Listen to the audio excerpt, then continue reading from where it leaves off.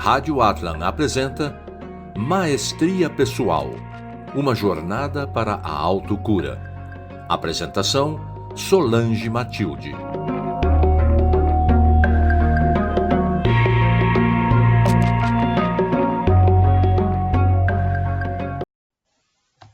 Olá, amigos da Rádio Atlan e agora amigos também do YouTube. Aqui é Solange Matilde com o programa Maestria Pessoal, uma jornada de autocura. E aí, você está disponível para fazer essa jornada de autocura? E, de fato, fazê-lo sozinho, sozinha?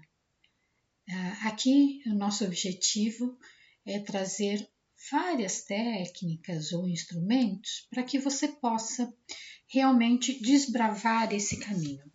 Provavelmente, se você é da revelação cósmica, ou paciente meu, ou pessoas que sempre estão buscando alguma coisa para crescer, você já está nesse caminho.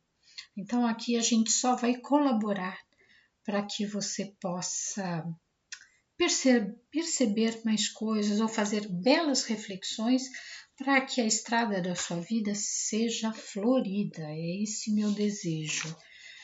Como os mais antigos dizem, nem tudo serão flores, mas aonde a gente encontra a flor, a gente vai ficar feliz de encontrá-las, para sentir o seu perfume, para sentir a sua beleza, e assim são as pessoas nas nossas vidas. Encontramos várias pessoas maravilhosas nas quais podemos usufruir da presença dela. E quanto mais perceptivo, mais intuitivo, mais livres estivermos, mais belos serão esses momentos. Bom, eu quero começar abrindo aqui a nossa sessão hoje, ou o nosso momento do programa, usando uma frase de Guimarães Rosa, que eu gosto demais, né? Os matutos de Guimarães Rosa são grandes mestres. Então, aqui uma frase do Guimarães Rosa. O correr da vida embrulha tudo. A vida é assim, esquenta e esfria, aperta e daí afrouxa, sossega e depois desinquieta. O que ela quer da gente é coragem. Esta frase é de Grande Sertão Veredas, de 1994. Para a gente pensar, né, como é isso mesmo, aperta, afrouxa, melhora, piora. Então esse parece ser o fluxo da vida. Então nos prepararmos para os momentos que são muito bons e para os momentos que não serão bons assim. Ouvindo aí várias coisas, eu procuro variar muito os youtubers, as pessoas que estão no Instagram, para que eu tenha uma gama ampla de opiniões. E alguém já disse aí, certas coisas é melhor saber ou não saber? E ele sempre diz, é melhor saber. Então, por exemplo, se você sabe que vai chover ou fazer frio hoje, você leva o seu guarda-chuva, leva um agasalho. Então fica bem melhor ou fica mais conveniente quando você sabe das informações e você se prepara para enfrentar, ainda que aquilo seja inevitável. Mais triste daquele que não sabe se vai chover ou se vai esfriar, que não leva o seu casaco nem o seu guarda-chuva. Sempre será pego de surpresa. Interessante essa analogia do guarda-chuva, eu gostei bastante. Para continuarmos, eu vou tirar a cartinha Palavra de Criança, que eu comecei a usar no último programa e vou continuar usando, que elas são muito interessantes. É uma cartinha do estado de ego criança e uma frase no final do adulto. E todas elas têm significados incríveis, né? E todas são boas. A que eu tirei agora se chama prazer. Prazer é brincar com um cachorrinho, falar com as estrelas, chorar de alegria e comer um biscoito enrolado no cobertor bem quentinho. É quando a gente faz o que quer, na hora que quer e fica bem pertinho da gente mesmo. E a palavra do adulto é: permita-se ser e sentir o prazer. Olha que coisa maravilhosa! Sentir vários tipos de prazer, né? Como que tá isso aí na sua vida? Tá caminhando bem ou tem dificuldades? Então, tudo aqui vira reflexão. Um dia desses eu estava conversando, ontem eu estava conversando com um amigo e ele viu o segundo programa que foi para o YouTube, perguntei o que ele achava, enfim. Aí eu contei uma historinha lá e falei: olha, continua com as historinhas que são muito interessantes. E aí ele sugeriu que eu contasse a historinha que eu contarei numa outra oportunidade do monge e do escorpião.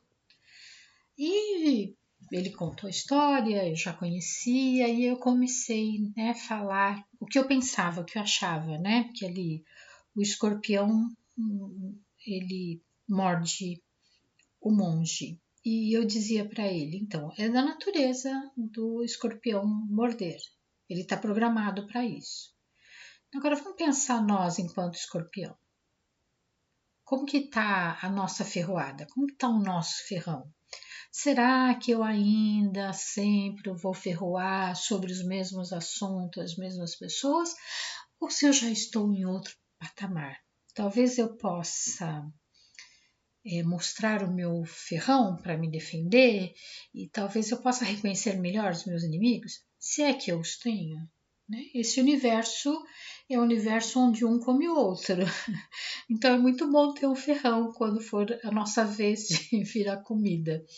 Mas talvez a gente possa fazer outros tipos de companheirismo. Então, para o escorpião, que a natureza é só se defender, mas a natureza do ser humano é um pouco mais diferente. Então, ele pode compreender, ele pode refletir sobre várias coisas e mudar o seu comportamento. Esta é a beleza do autoconhecimento e da terapia. É você descobrir que você pode fazer mudanças que vão deixar você ter uma qualidade de vida melhor, uma qualidade de vida emocional melhor e ter melhores relacionamentos. Então a ideia sempre vai ser essa, prática e autoconhecimento.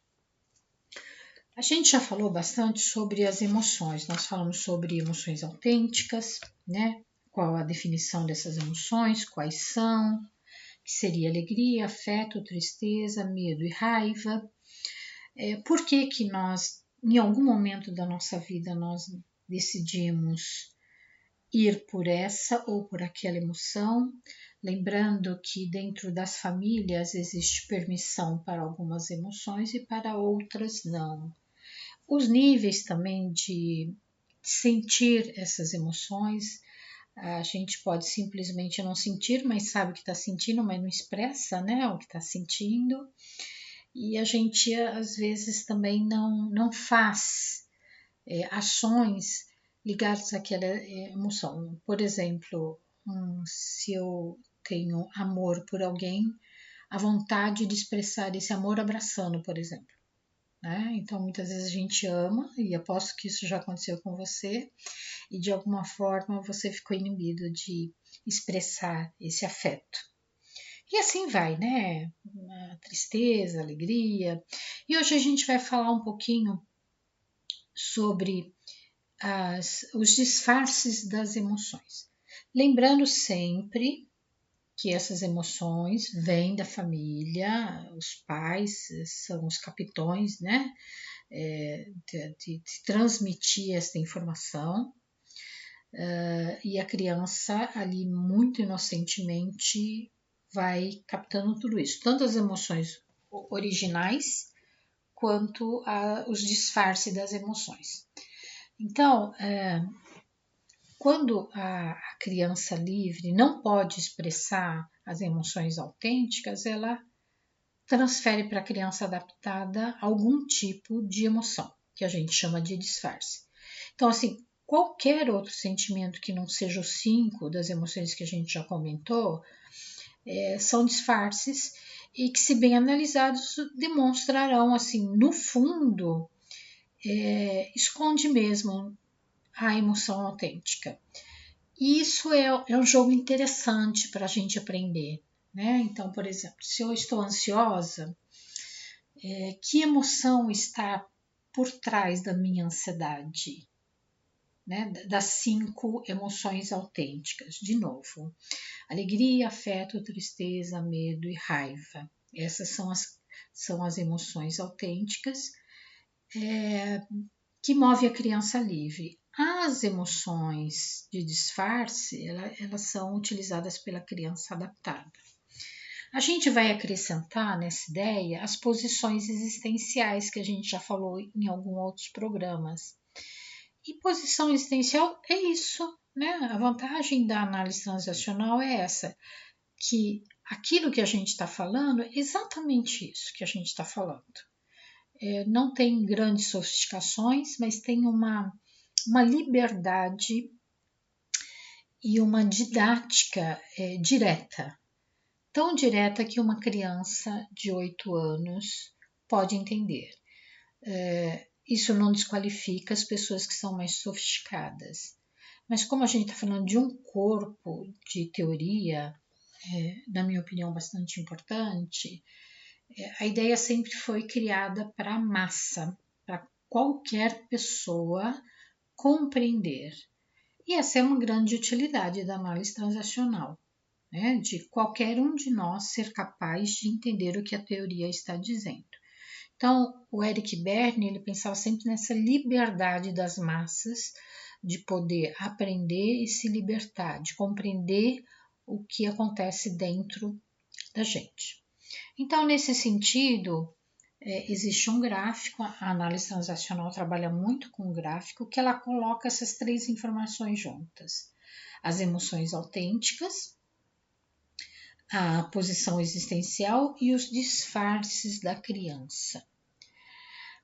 As crianças adaptadas possuem disfarces típicos das suas posições existenciais, por isso que a gente vai juntando, né? Então, vamos dar uma olhadinha nisso. Esse gráfico é um grande círculo que lá no topo ele descreve as emoções autênticas da criança livre. Depois ele faz uma pequena faixa logo abaixo dessas emoções, aonde ele coloca as posições existenciais. E depois ele vai apresentar os disfarces das emoções autênticas através das posições existenciais. Se você não sabe exatamente do que eu estou falando, e aqui a ideia é falar só sobre disfarce, você pode ir a programas anteriores que você vai encontrar o que significa cada uma dessas coisas. Mas só para dar uma dica, por exemplo, a posição existencial, ela simplesmente pode ser assim, ó. Eu sou menos, você é mais. Eu sou mais, você é menos. Eu sou menos, você é menos. Eu sou mais e você é mais. E ao longo da teoria foi criada a 5ª posição, que às vezes eu sou mais e às vezes eu sou menos. E você também pode ser menos ou mais, de acordo com as circunstâncias.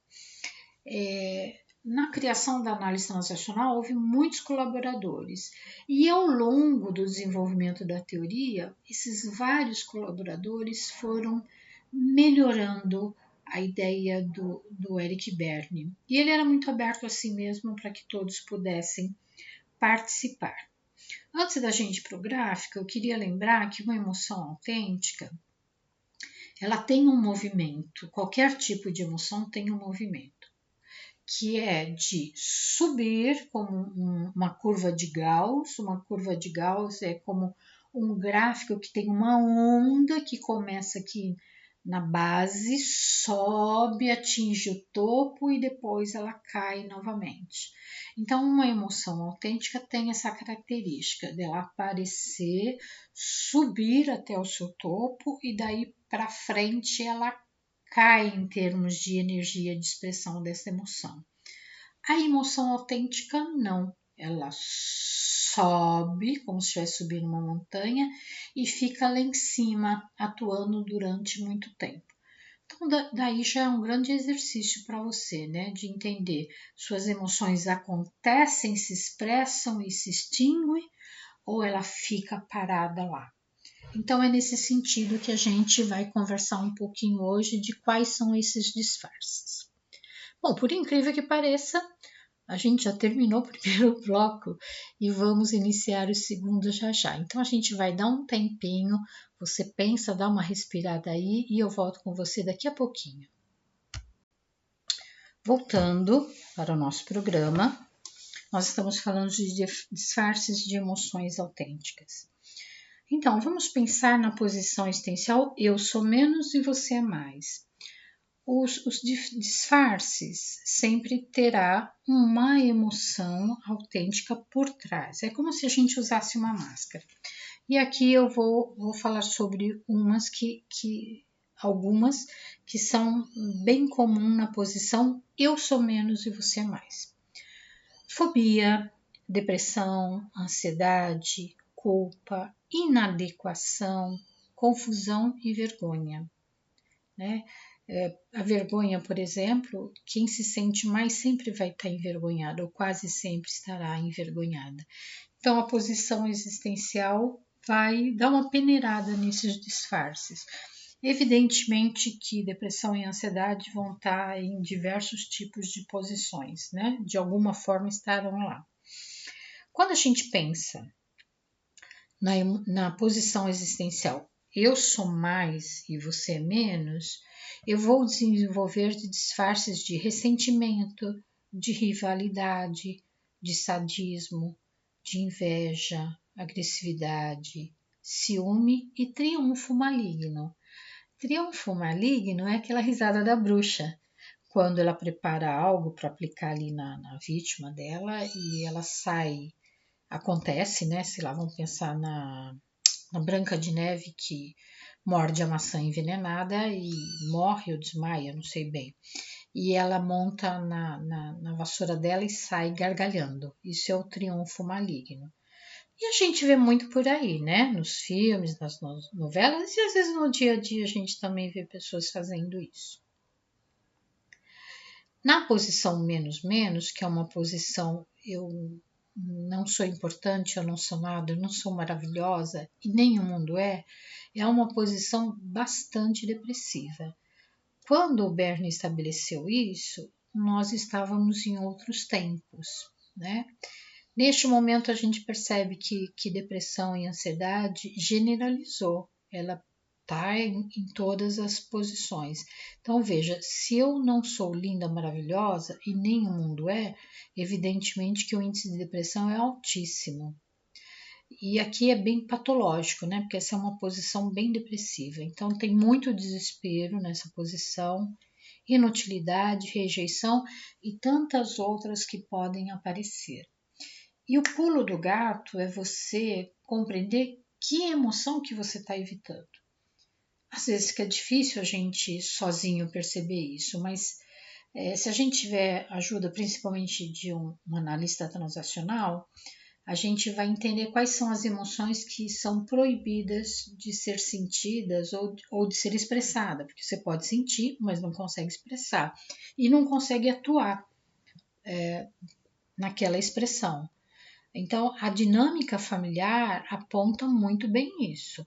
Então, de novo, eu vou repetir as emoções autênticas: alegria, afeto, tristeza, medo e raiva. E assim, embora tudo seja muito parecido, mas para cada família é uma situação. Então, por exemplo, desespero pode ter medo atrás do desespero, como pode ter raiva.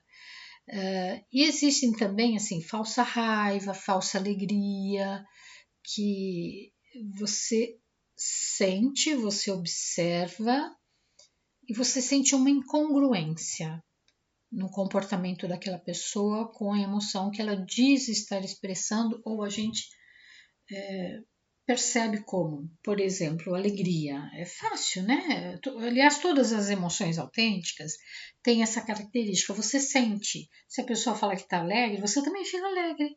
Se a pessoa está amando, você também sente amor.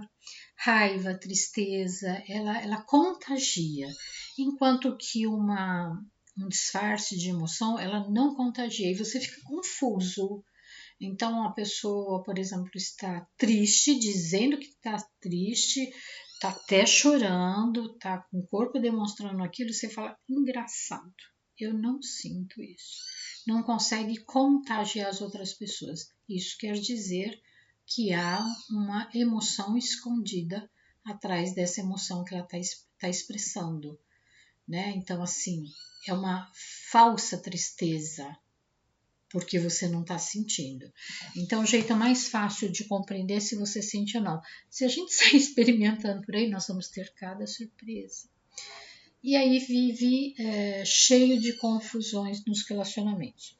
Mas é claro que também há mensagens negativas que não são inevitáveis. Então, assim, a criança que nasce e cresce em lares onde há amor, vai ser muito mais fácil para ela expressar amor. Ela não vai colocar nada aí. Se há compreensão, o afeto sempre vai estar presente, mas a base familiar é algo muito importante para isso, ou o meio em que ela vive. Onde há pleno respeito e permissão para expressar as emoções autênticas, elas serão expressadas.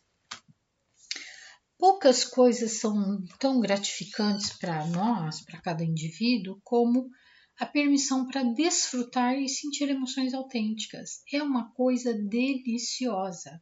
Você já experimentou sentir? Acho que todo mundo já passou por isso, né? Parece que você está muito mais no presente e a emoção você sente no corpo inteiro. Basta imaginar quando você está apaixonado, como é que você vê o mundo com outros olhos, né?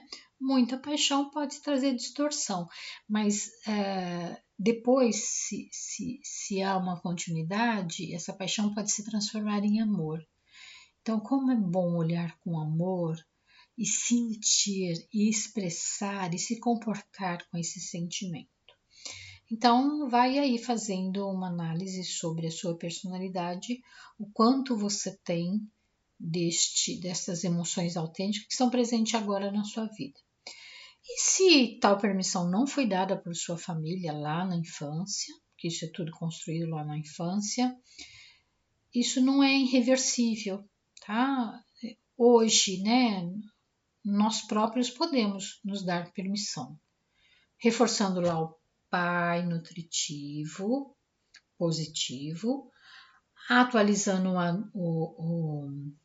o pai crítico negativo, né, trazendo novas informações, porque aquelas informações dele também é antiga, a fim de torná-lo sair de uma posição negativa para uma posição positiva, desenvolvendo o nosso adulto, sobretudo liberando a nossa criança livre positiva.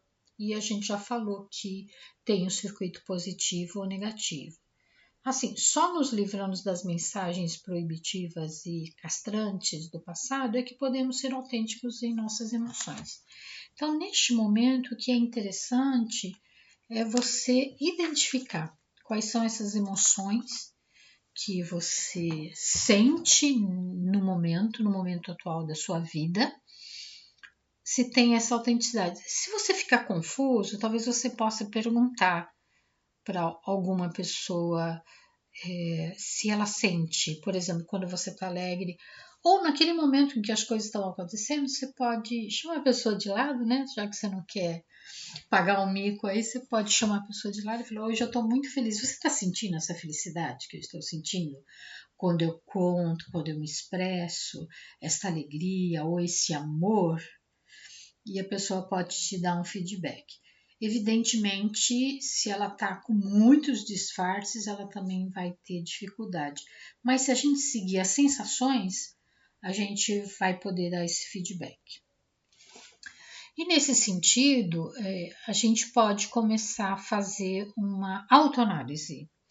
Eu sugiro a você que escreva. É um grande prazer você encontrar suas anotações depois de um tempo, porque você vai perceber o quanto você mudou. Não é para fazer diário, não. Hoje a gente não tem tempo para fazer isso. Mas é um caderninho ou uma folha. Eu, por exemplo, escrevo muito em papel sulfite e tenho uma pasta onde eu vou guardando os meus escritos com a minha percepção, com algo que eu vivi e na maioria das vezes é algo que eu não compreendi, que eu não consegui identificar rapidamente o que está acontecendo. Mas ao final da escrita, provavelmente eu já modifiquei todo o meu pensamento. Então, tirar da sua cabeça que pensa e não para de pensar e ir para o concreto. A escrita é a concretude dos seus pensamentos. E aí nós não estamos fazendo uma avaliação se está certo ou errado, simplesmente a gente está vomitando no papel aquelas sensações que na nossa cabeça estão confusas. E depois, ao reler, se assim você quiser, né, se você terminar de escrever e ainda está confuso, você pode reler o que você escreveu. Se você já se sente aliviado, sugiro que rasgue esse papel e jogue no lixo, para que essa sensação que você teve, essa emoção de disfarce que você teve, não seja mais do que um lixo. Agora, você tem ideia de quantas coisas você distorce e você guarda? Quantas coisas estão aí na sua mente, te puxando o tempo todo para lá e para cá, feito uma bolinha de ping-pong? Então, vale a pena a gente fazer as várias reflexões que precisamos fazer na vida. E agora eu vou fazer umas perguntas para você, para que você possa escrever aí nesse papelzinho. E se você não puder responder agora, você pode levar um tempo para responder. Eu, na minha disciplina pessoal, quando eu monto o exercício, ou quando alguém me indica um exercício, eu tenho um acordo comigo mesmo, comigo mesma, que eu vou fazer. E faço. Isso me concede um monte de presentes que a vida me dá depois. E reler isso depois de um tempo é um sentimento maravilhoso. Então vamos lá. Olha a primeira pergunta que eu quero fazer para você. Como reagiam seus pais quando você expressava alegria? Os seus pais, seus avós, tios, irmãos. Hoje a gente tem um nível de relacionamento muito pequeno, uma família muito pequena. Mas quem já viveu como eu, os 65 anos que eu tenho aí, eu lembro muito da dinâmica familiar. Então você pode pensar não só ali no núcleo familiar de pai, mãe e filhos, mas pensar nessa família um pouco maior, dos avós, dos tios, dos primos. Como que era a alegria para essa família? Ela fluía, ela era positiva, todo mundo podia expressar? Tanto homens como mulheres podiam expressar? E as crianças eram livres para expressar a alegria? E como era expressa? Era expressa com uma gargalhada que todo mundo ria? Ou era uma coisa mais assim acanhada, né? A cultura coreana e japonesa, eles têm o hábito de colocar a mão em frente à boca, né? Para esconder um pouco dos sentimentos, mas quando ele é autêntico, a gente não consegue esconder de jeito nenhum. Então, como era isso na sua família? A expressão da alegria. Se você não se lembra, você pode perguntar para algum parente, mas assim, isso não é difícil, né? É só você olhar para dentro da sua casa. Outro, como reagiam quando você demonstrava afeto? As famílias mais tradicionais e antigas tinham uma dificuldade, né, de demonstrar afeto porque existia uma ideia de respeito para com a pessoa mais velha. Eu mesmo, durante muito tempo, chamei meu pai de senhor, senhora, meus avós também, tios, e tinha uma coisa de reverência, né? Eu pedia bênção dos meus avós, dos meus tios. Então, assim, tinha uma formalização. E assim, eu não me lembro de nunca nenhum deles dizer para mim que me amava ou eu mesma ter a liberdade de dizer que os amava. Eu aprendi mais recentemente com as minhas filhas, né? Que ao encerrar uma ligação no telefone, diz um tchau e diz eu te amo. Então é muito interessante o quanto a gente mudou. Mas para você, como é que é essa demonstração de afeto? É física, com abraços, beijos, com contato físico? É só com uma expressão facial? Como que é isso? Bom, já terminamos o segundo bloco e eu vou de novo para o intervalo. Eu já volto, gente. Vamos continuar com o nosso exercício de reflexão? A próxima é: como reagiam quando você sentia tristeza? Você conseguia demonstrar? Você conseguia sentir? Ou você tem uma grande indiferença dentro de você? Indiferença também é um disfarce, né? Eu há muitos anos percebia que o afeto eu usava a indiferença para não mostrar afeto. Então, como é a tristeza para você? Como que isso era, por exemplo, num velório, ou quando alguém adoecia, ou quando alguém ia viajar e talvez não voltar mais, quando você tinha que mudar de escola, quando você levava uma bronca dos seus pais? Como era essa tristeza? E como que você se sente hoje com essa tristeza? Mais uma. Como reagiam quando você demonstrava medo? Para os homens é mais difícil mostrar o medo, né? Porque se associa o medo no homem como covardia, como maricas. Né? As meninas têm mais autorização para demonstrar medo. Compreenda que os seus familiares é que passam essa informação para você. Eles vão te treinando desde pequenininho para que haja como é essa dinâmica familiar. E como que você como eles reagiam quando você demonstrava ou quando você sentia raiva? Provavelmente, para os meninos existe uma liberdade para demonstrar raiva e para as meninas não. As meninas sempre diziam: você tem que ser gentil, delicada, é feio para uma menina demonstrar raiva. Evidentemente que a gente está falando de demonstração, de expressão do sentimento raiva. A gente não está autorizando ninguém a machucar ninguém, embora isso seja bastante comum, né? E para os tapas, socos, xingamentos, né? Então, até nesse nível, como era para homens e para mulheres? Existia uma autorização para fazer isso ou uma proibição de demonstrar raiva? Agora vamos para um outro patamar. A gente lembrou de muitas coisas, né? Que era como reagiam seus pais, aquelas pessoas que estão te ensinando o que podia e o que não podia. E no outro patamar, a pergunta é: que emoções autênticas você sente dificuldade de expressar?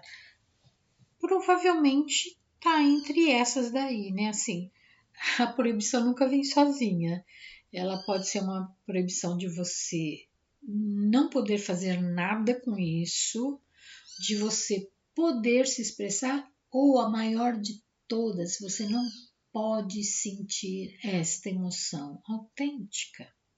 Então, como eu disse anteriormente, para as meninas é mais difícil sentir raiva, para os meninos é autorizado, para as meninas elas têm mais liberdade para demonstrar tristeza e afeto, enquanto para os homens não. Alegria, dependendo da família aí em que você cresceu, essa família, a gente pode dizer uma família alegre ou não é uma família alegre, né? E às vezes a expressão são diferentes entre homens e mulheres. Como era isso na sua família? Como é na sua família? Tem muita gente piadista? Tem muita gente depressiva? Tem muita gente ansiosa? Tem muita gente brigona? Né? Tem núcleos que são assim, você sente, né, o clima acontecendo, com a raiva circulando, e às vezes fica uma indiferença, mas a raiva circulando ali. Então, como é você agora? Com todo esse arcabouço que você recebeu da família, como é? Qual é como você identifica? Quais são as emoções autênticas que você tem dificuldade de expressar? E depois vamos para identificar os disfarces das emoções que você usa mais comumente. Então, tudo que você puder imaginar que não sejam essas 5 emoções é um disfarce. Qualquer coisa você pode colocar no lugar. É como se a gente colocasse uma máscara na frente dessas emoções. E não pense que eu, que sou analista transacional, psicóloga, tal, eu já domino tudo isso. Não, eu dia a dia eu estou aprendendo quais as minhas dificuldades, aonde eu já consigo expressar, quais são as emoções de disfarce que eu utilizo e as que cronificaram, que já foram até para o corpo como sintoma. Então eu trabalho o tempo todo nisso. Então, sim, achar que você vai alcançar 100%, eu acho difícil. Eu acho que não é impossível, mas é um trabalho metódico que você precisa fazer e disciplinado, né? Então, vamos tentar pelo menos. Se você acha que é trabalhoso é você voltar para casa depois de um dia cheio, carregado de estresse, carregado de emoções que às vezes nem são suas, ou afetado de tal maneira que quem vai repercutir nos seus familiares ou no seu bichinho de estimação. Já pensou sobre isso? Bom, quais são as emoções expressadas pelos outros que o agradam ou que irritam? A gente sempre tem isso, a gente sempre tem um olhar para fora bem mais fácil do que esse olhar interiorizado. Mas pensa aí nas outras pessoas que fazem coisas que te agradam e que fazem coisas que o irritam. Acho que é mais fácil ver na irritação, né? A gente pega no pé de alguém ou a gente diz, eu não suporto X pessoa. Aí você responde, por quê? Porque ela é chata, porque ela é isso, porque aquilo. Ok, mas assim, que emoção que ela está expressando que está te irritando? Para quem é muito corajoso, o outro passa a ser um espelho, principalmente com relação à irritação. Nós, psicólogos, somos chatos às vezes, sabe? Quando o paciente vem muito irritado com uma pessoa e já rotulou aquela pessoa, né? Aquela pessoa chata, aquela pessoa isso. Então, aquele ser que está ali te irritando, na verdade está te irritando porque aquela emoção está ressoando dentro de você. Você também é um pouco assim. Você também não sabe lidar com essas questões. Então, ao ver expresso, vem uma irritação. Do mesmo jeito que pode vir essa questão de agradável, de você se sentir bem. Então, tanto uma quanto outra são emoções autênticas, tá? Ou você é capaz de captar atrás dessas emoções de disfarce as emoções autênticas. Já disse isso, né? Quando você sente, é o caminho real. Então, faça essa avaliação, né, no seu trabalho, no seu convívio entre os amigos. Não é muito agradável, né, compreender que são espelhos, mas é um belo caminho para você fazer mudanças. Mais uma. Qual é a emoção autêntica que mais gosta de sentir? Se é que você tem um bom estoque ou um bom rol aí de emoções autênticas para sentir. Você já sentiu amor? Não só o amor romântico. É quando, sei lá, você olha para um filho ou olha para um amigo e você sente amor. ou até para uma pessoa desconhecida, né? Não precisa ser do seu convívio, mas simplesmente você sente alguma coisa. Eu sei que isso não cabe em palavras, tá? Aqui é um exercício de escrever para clarear os nossos pensamentos, para clarear as nossas sensações. Então, o corpo é muito hábil nisso. Se você tem dificuldade de pensar sobre isso, veja o seu corpo.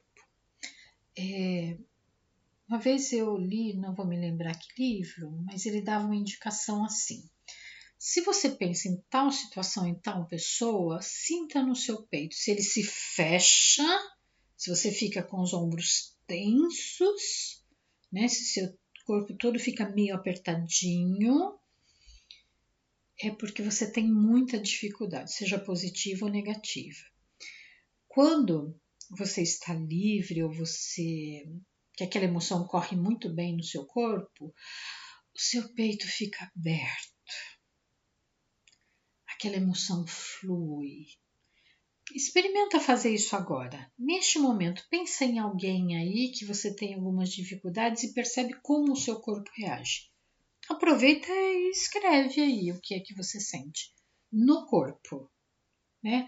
Se aparece uma tensão no pescoço, nos ombros, no meio do peito, às vezes até os dentes ficarem cerrados, apertados, se você franze a testa, isso é uma excelente informação. O corpo, ele não mente. Então, se você tem dificuldade, vai para o corpo e depois tenta com o seu adulto aí já desenvolvido, que eu acho que ele está desenvolvendo, né, bem desenvolvido, para analisar o que foi que você sentiu. Ele vai ajudar a nomear isso. Quais são as emoções autênticas que você observa nos seus pais?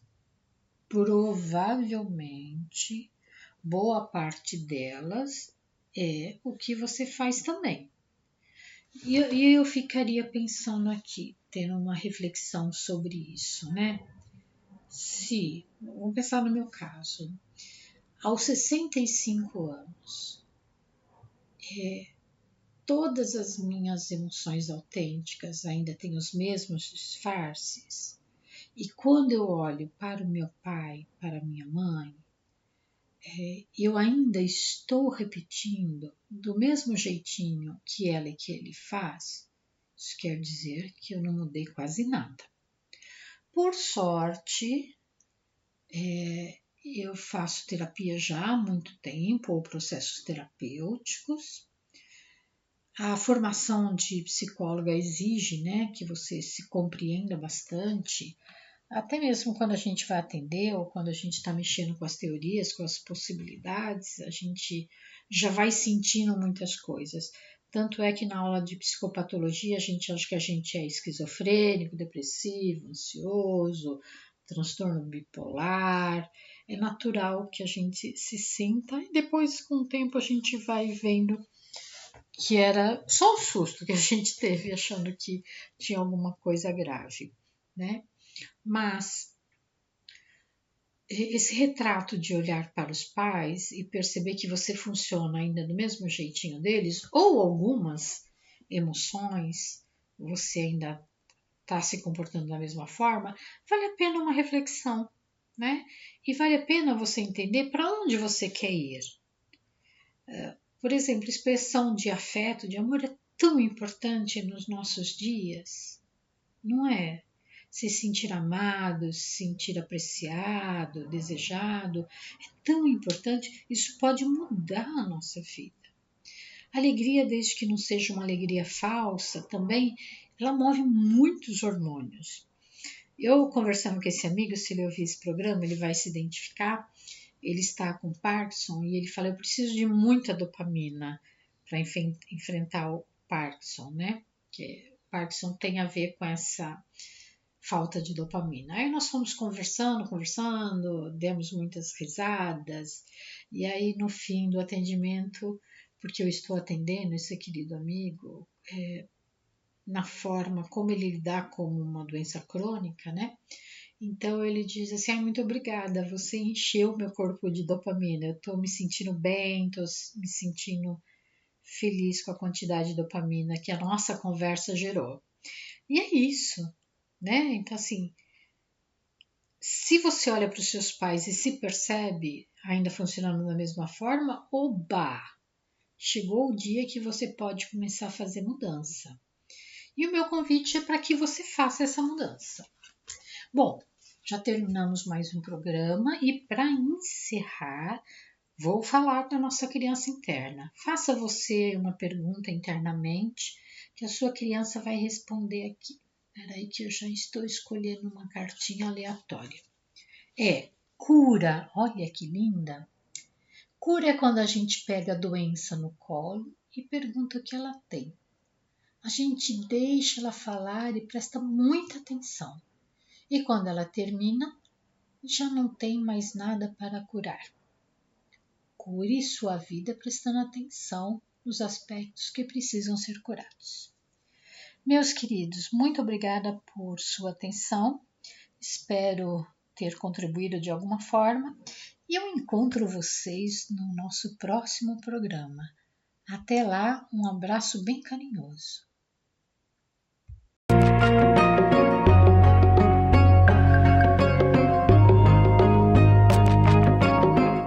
Você ouviu pela Rádio Atlan Maestria Pessoal, uma jornada para a autocura. Apresentação: Solange Matilde.